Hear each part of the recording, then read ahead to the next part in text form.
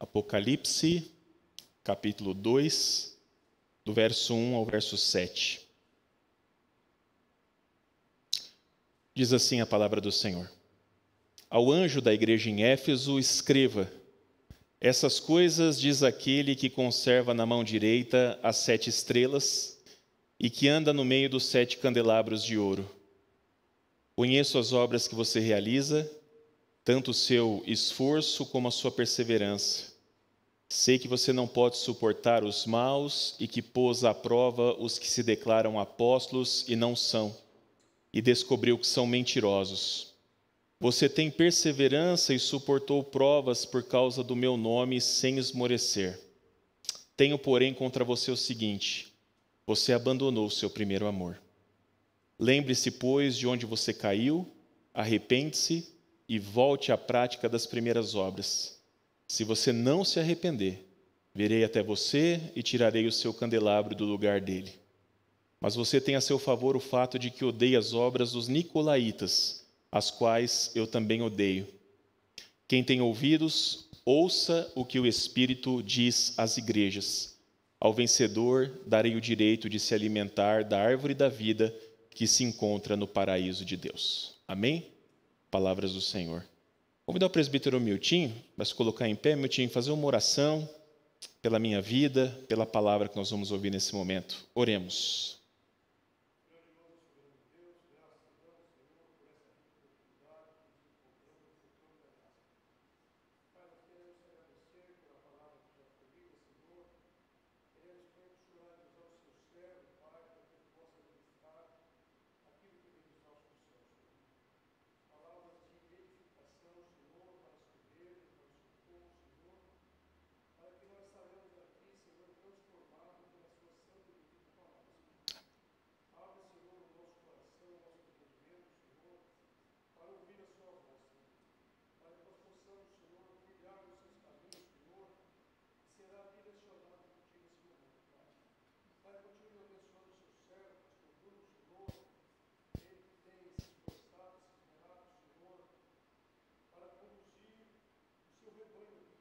Amém, Senhor.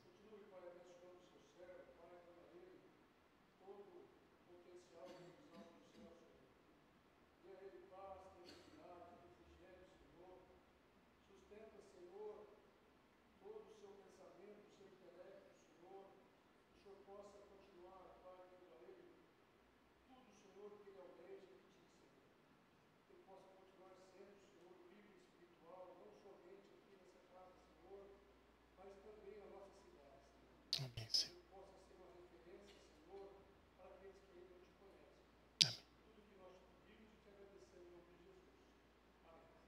Amém. Queridos irmãos, certa vez durante o curso de pedagogia, eu terminei a prova um pouco mais cedo, um colega terminou praticamente junto comigo, nós saímos juntos, e aí nós começamos a conversar, já que a gente se via muito pouco por ser um curso à distância, e nessa conversa ele queria saber de onde eu vinha e o que eu fazia da minha vida. E aí eu falei para ele que eu vinha de São Paulo, e eu mudei para Votuporanga porque eu sou pastor da Igreja Presbiteriana Independente daqui dessa cidade. Eu gosto muito de observar, meus irmãos, a reação das pessoas quando eu falo que eu sou pastor. É muito curioso e muito engraçado às vezes, especialmente das pessoas que não são crentes. Porque as que são, quando eu falo, a pessoa fala: "Oh, glória, aleluia, que bênção", né?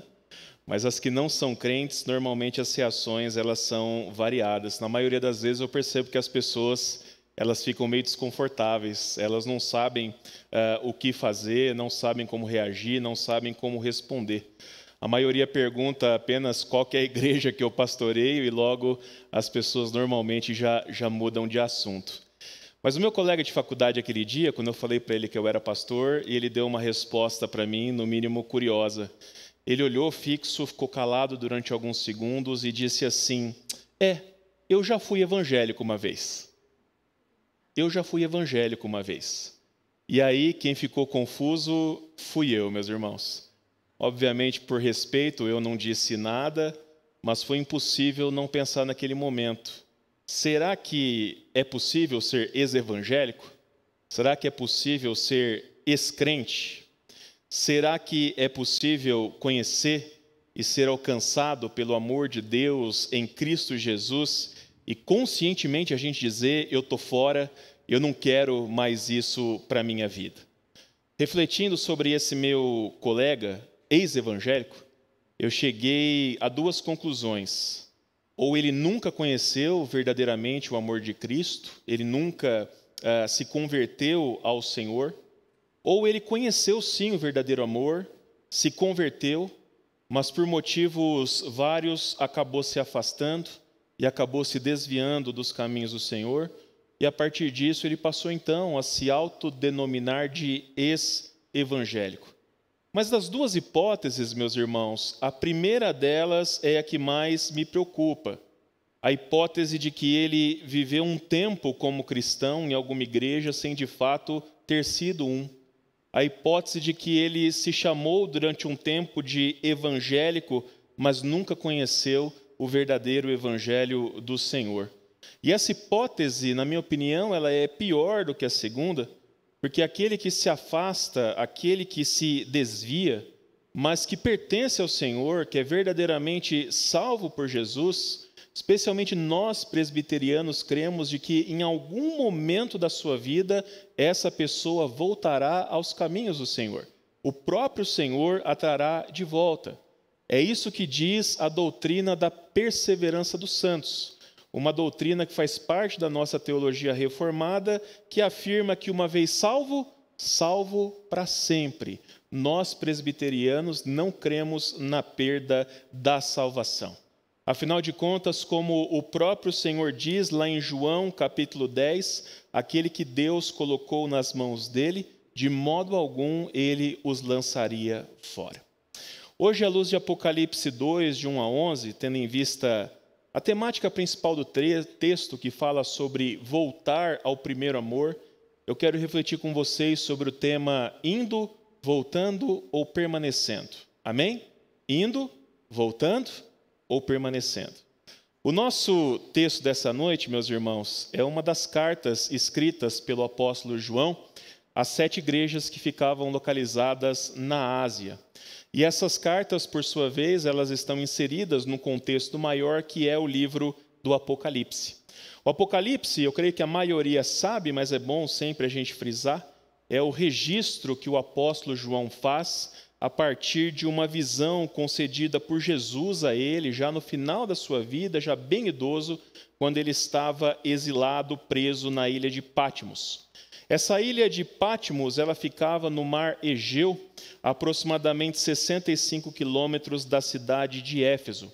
Por ser uma ilha cercada por rochas e de difícil acesso, tanto para entrar como para sair, o Império Romano usava como uma espécie de prisão de segurança máxima, onde dificilmente algum preso fugiria.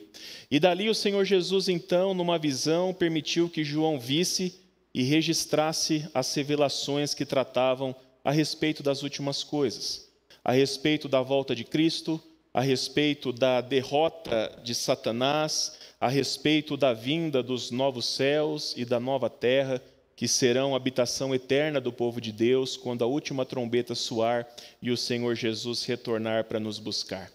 Inicialmente, o Apocalipse ele foi enviado em forma de carta a essas 7 igrejas da Ásia. Se vocês observarem o capítulo 1, versículo 4, vocês vão encontrar justamente esta informação. E as 7 igrejas da Ásia eram Éfeso, Esmirna, Pérgamo, Tiatira, Sardes, Filadélfia e Laodiceia. E o propósito de João, meus irmãos, era que a partir dessas igrejas que receberiam as cartas, o conteúdo do Apocalipse, o conteúdo delas se espalhasse e também chegasse a outras comunidades de discípulos de Jesus ao longo do império. E a partir do capítulo 2, João ele registra então algumas coisas específicas a cada uma dessas 7 igrejas, conforme o Senhor Jesus havia revelado.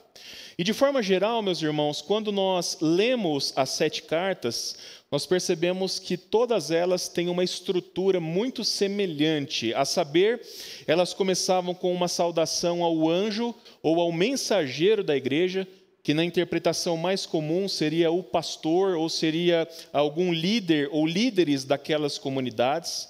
Depois falavam algo a respeito da glória do Cristo ressurreto, sobre o que o Senhor fez, sobre o que o Senhor faz e sobre o que o Senhor ainda fará. Após isso, o Senhor Jesus ele faz algum elogio à igreja e depois, via de regra, ele a critica em algum ponto. Na sequência, normalmente encontra-se uma advertência da parte de Jesus sobre uma prática da igreja que deveria ser abandonada ou uma prática que deveria ser colocada em prática. Depois é feita uma exortação à obediência e, por fim, como nós lemos no versículo 7, uma promessa para as igrejas que ouvem e para as igrejas que obedecem à voz do Senhor. E nessa carta à igreja de Éfeso, a gente consegue enxergar muito claramente essa estrutura que eu acabei de falar. No versículo 1, se você tiver com a sua Bíblia aberta, mantenha ela aberta para você acompanhar, mas no versículo 1 nós vemos o direcionamento da carta ao anjo da igreja. Ainda no versículo 1, nós vemos uma referência sobre aquele que dizia essas coisas. Segundo o texto, era aquele que conserva na mão direita as 7 estrelas e que anda no meio dos 7 candeeiros ou dos 7 candelabros de ouro. Aqui, meus irmãos, tanto as estrelas como os candelabros se referem ao povo de Deus. É como se Jesus falasse: eu sou aquele que governa vocês com a minha mão direita e que anda, que vive no meio de vocês. Na sequência, nos versículos 2 a 4, nós encontramos o elogio e encontramos também a crítica. O elogio de Jesus, meus irmãos, é que ele conhecia as obras daquela igreja. Ele sabia que eles eram trabalhadores incansáveis e pessoas que perseveravam diante das dificuldades. Jesus também os elogia por não darem espaço para homens maus, falsos profetas, que quando colocados à prova pela igreja se mostravam mentirosos.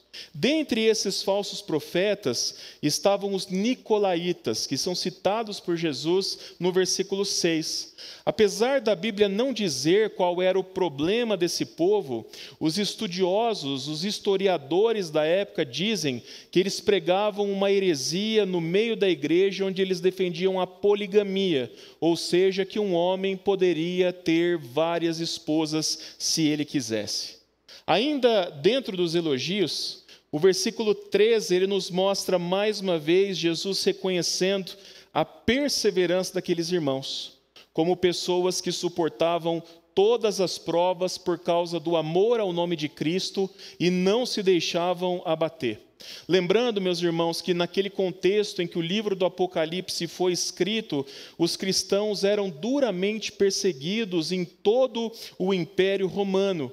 E muitas vezes eles pagavam com a própria vida por causa da sua fé e eram martirizados da pior forma possível, sendo assassinados por animais nas arenas ou sendo pendurados em postes onde era jogado óleo e acendido com fogo para que eles iluminassem a cidade durante a noite.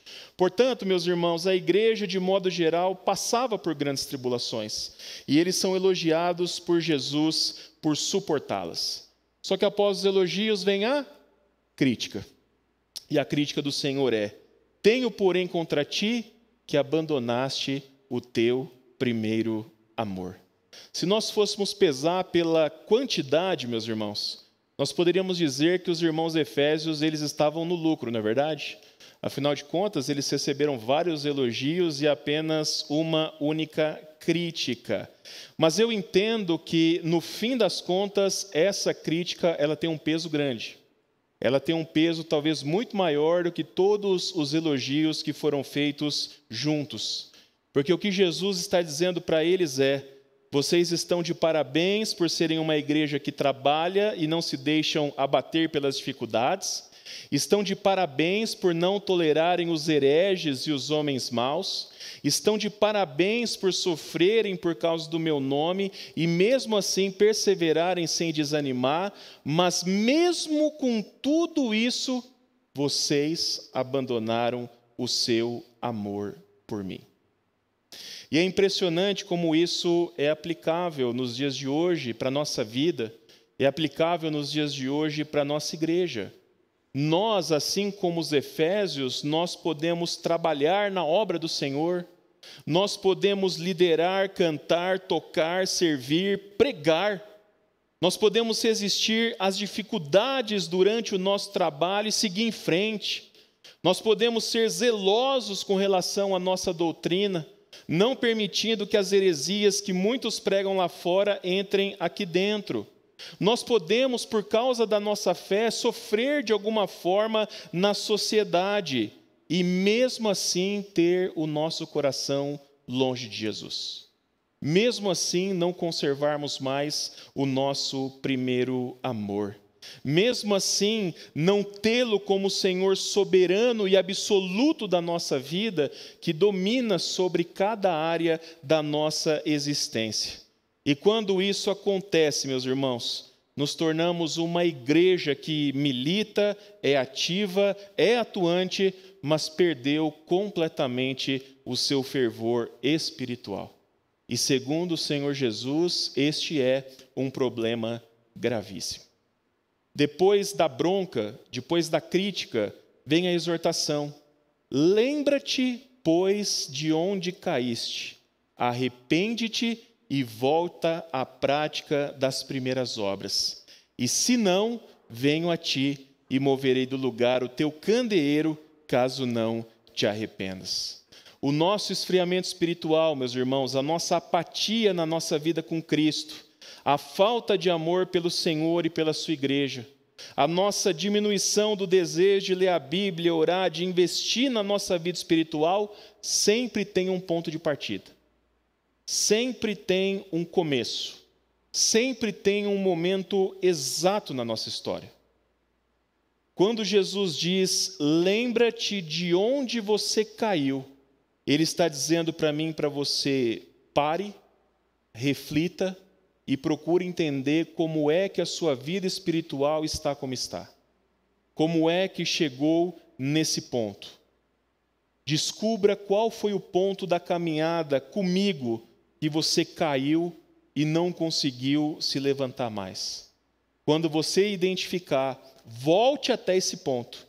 Se arrependa das coisas que você fez dali para frente, da forma como você viveu, e volte às suas primeiras obras.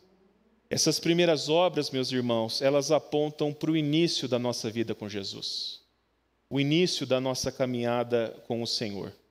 Para um momento maravilhoso onde nós o conhecemos, onde Deus abriu os nossos olhos para entender a nossa realidade espiritual e nos mostrou Jesus como o único caminho, única esperança da nossa salvação.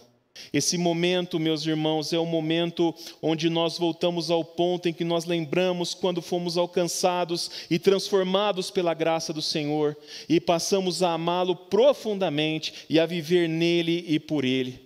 O momento onde o nosso coração queimava de amor pelo Senhor, queimava de amor pela sua igreja, queimava de amor pela obra missionária, pela proclamação do Evangelho.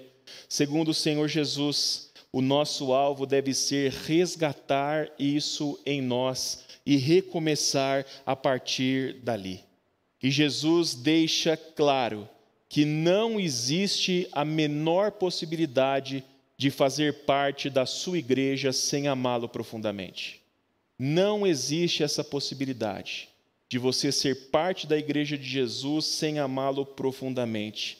Porque os que não lembrarem onde caíram, segundo o texto, não se arrependerem e não voltarem ao primeiro amor, serão cortados por Jesus do meio do seu povo. Aliás, meus irmãos, essas pessoas, diante da nossa crença, mostrarão com isso que, na verdade, elas nunca pertenceram de fato a Jesus. Elas saíram do nosso meio, mas nunca foram uns dos nossos. A carta termina com uma exortação de obediência.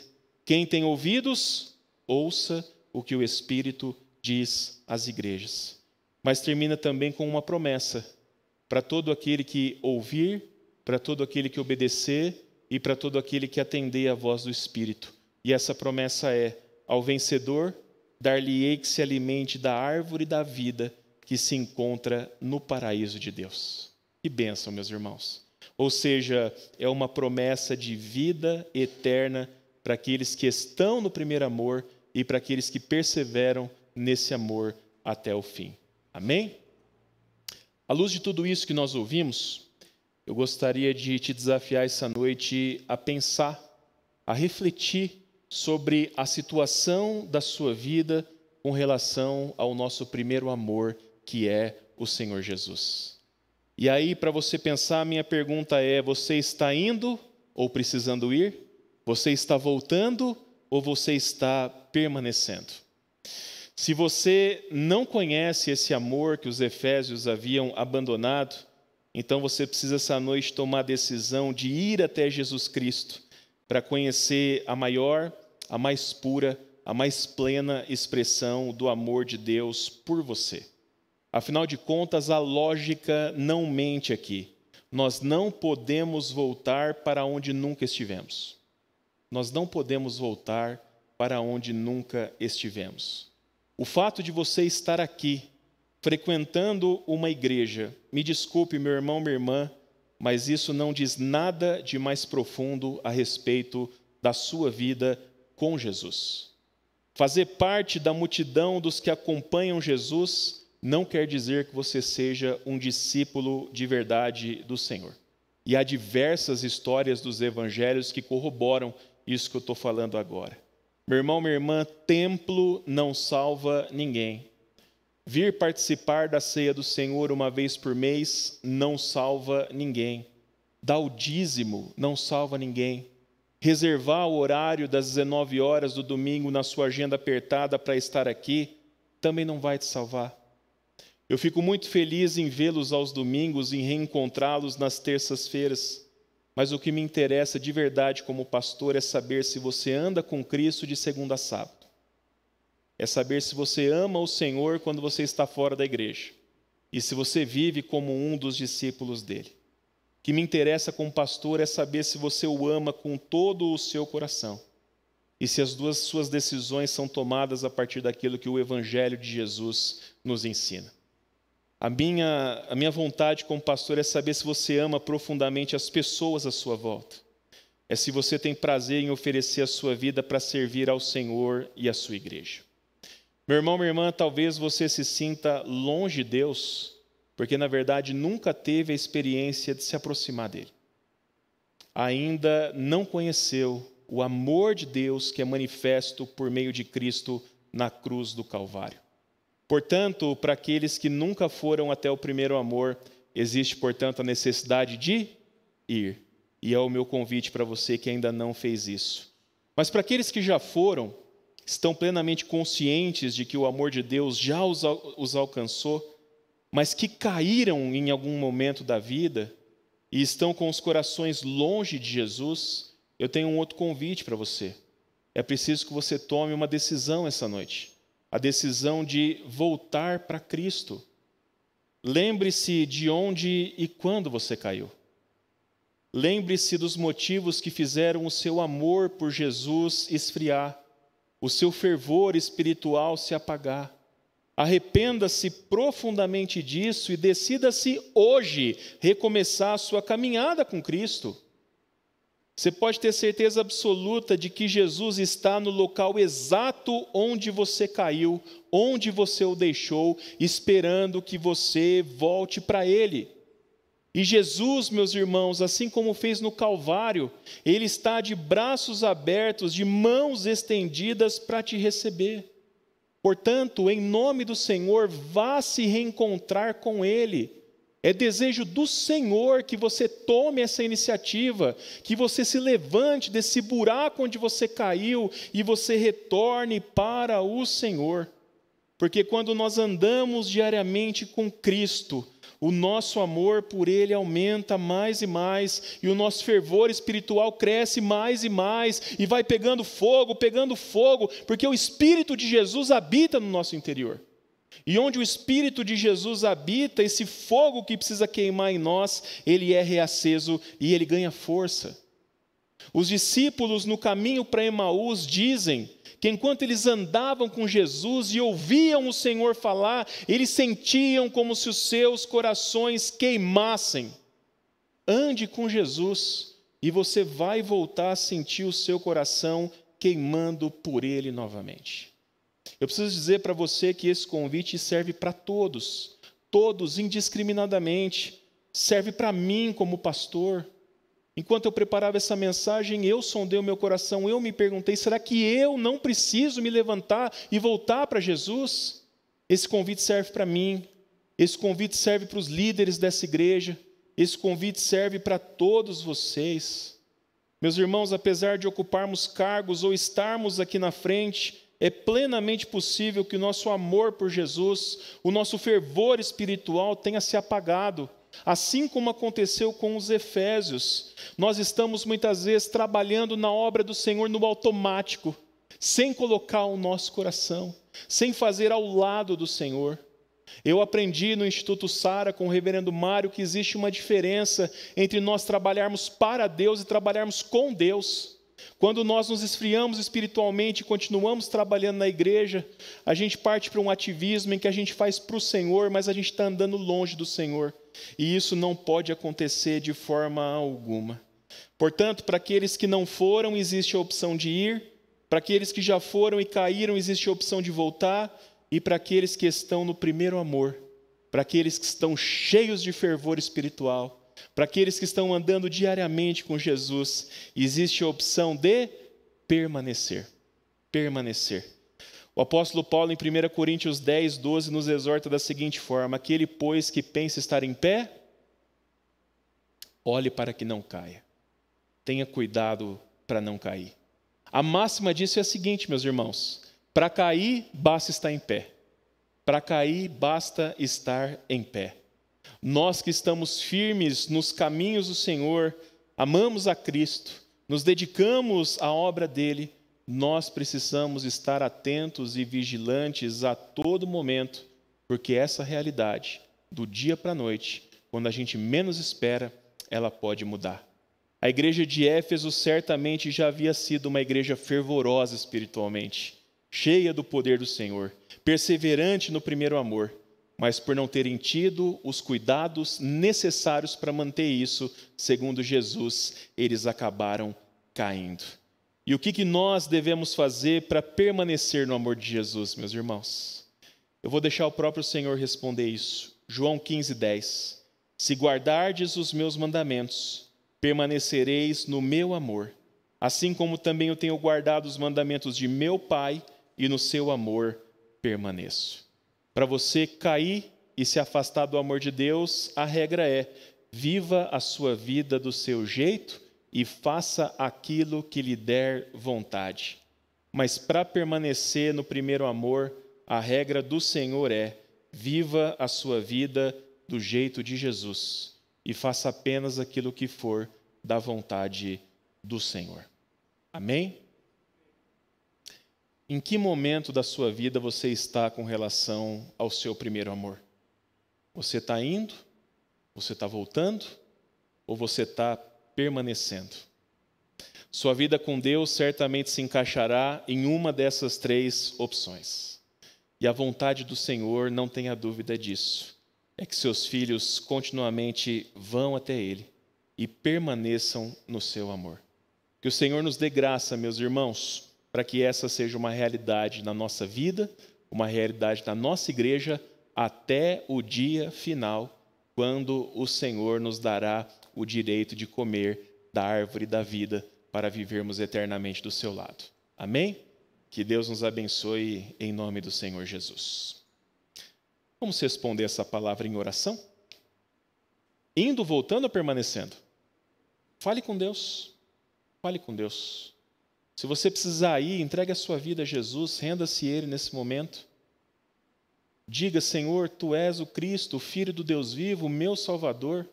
Eu reconheço os meus pecados, eu olho para o Senhor como esperança para a minha salvação. Eu quero que a minha vida seja inundada pelo amor de Deus. Você precisa ir, vá, meu irmão.